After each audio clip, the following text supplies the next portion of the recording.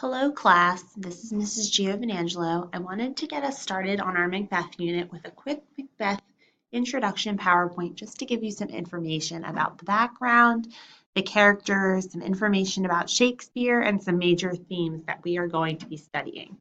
This video should be a tool that you can use to reference throughout the unit if you need anything to go back to review anything or review any of the main concepts that I'm introducing today. Some of the unit objectives, some of the things I want you to be able to do by the end of the unit. We're going to analyze William Shakespeare's Macbeth. We're going to be able to understand, react, and respond to prompts about themes, mostly through writing, but also through talking and projects. I also want you to understand the power of choices and consequences and the role they take within the play, and for you to identify Macbeth's tragic flaw by the end of the play and understand the role it takes throughout. Some of the major themes we're going to address and that you will see throughout the play are the theme of sleeplessness, some supernatural elements, the theme that weather takes on throughout the play, also some important themes about animals, some discussions about gender, and also the role fate takes throughout the play. Some information about Shakespeare. This is not information that I need you to memorize or know off the top of your head. I always just like to introduce this information to my students because some of Shakespeare's life is really interesting and also a lot of it's unknown or mysterious. So I always like to go through this information just to give you a background about him since he is so famous and it is helpful to understand before you start reading any of his works. Interestingly enough, no records exist of his birth or his death. They do have theories. Specifically, he was baptized 3 days later in April. So they believe his birth happened on April 23rd based on the date of his baptism, but there is no specific record of his birth date. He was also believed to have attended a local school in Stratford, but again, there is not actual records of this. He was both an actor and a playwright, and so he did act in some of his plays. This is also very interesting. He owned part of the Globe Theatre. The Globe Theatre was the theater that many of his plays were performed in, and also the theater that Queen Elizabeth would go to view the plays. And because she had to approve every play that happened in the Globe Theatre, it was important that he was favored by her because she would approve his plays because she liked him. And again, as I already mentioned, there was no records of his date of death. So I just think it's always interesting to cover some of this information before we go ahead and read his works. Now, this might seem overwhelming. I don't want you to think you have to memorize these names because we will start to encounter them throughout the play. But it's important to get a preview of who the people are before we start seeing them throughout the play, and also to kind of use this chart throughout as an organizational tool.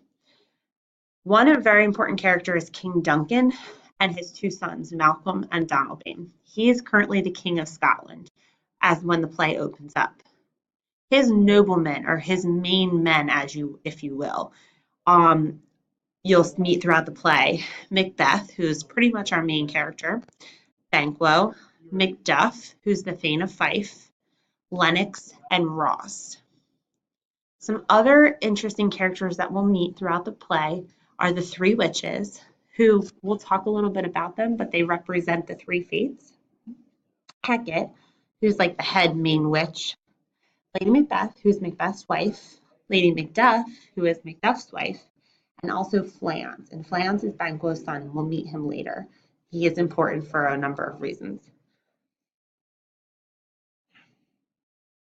When we open up, we're in Scotland, and they had just fought a war, and they actually have just won a war. But later in the play, you'll see we're in England. We'll also have some conversations with the King of England, and also Ireland will come into play later on. Some important things to understand about the language, which I realize will be difficult, but we'll talk a lot about working to translate some of the language. But these are some common things you might see. And they're basically like omissions, meaning part of the word is omitted.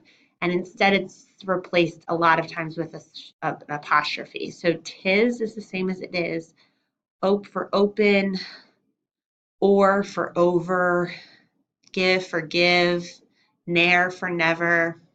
So you'll see, and so on and so forth. And you'll see these throughout the play, and it can be hard to understand at first, but once you get the gist of it, you'll understand what the sentence is saying.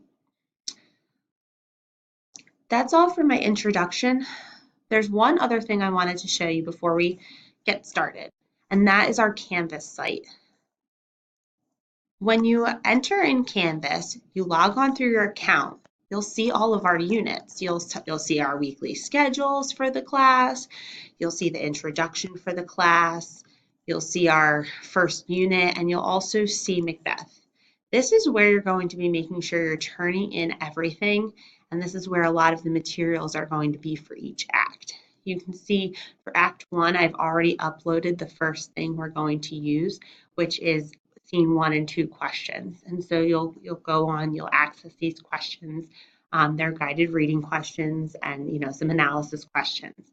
And so this is where you're going to really find all the materials you need, along with the schedule that we have every day. So you can go through and kind of see our agenda. And if you were absent, you can find out what you missed and you can see what we've read. That way, if you are feeling ambitious or up to it, you can read on your own and be up to date when you return to class. I really look forward to diving into this unit with you, and I think you're going to love Macbeth.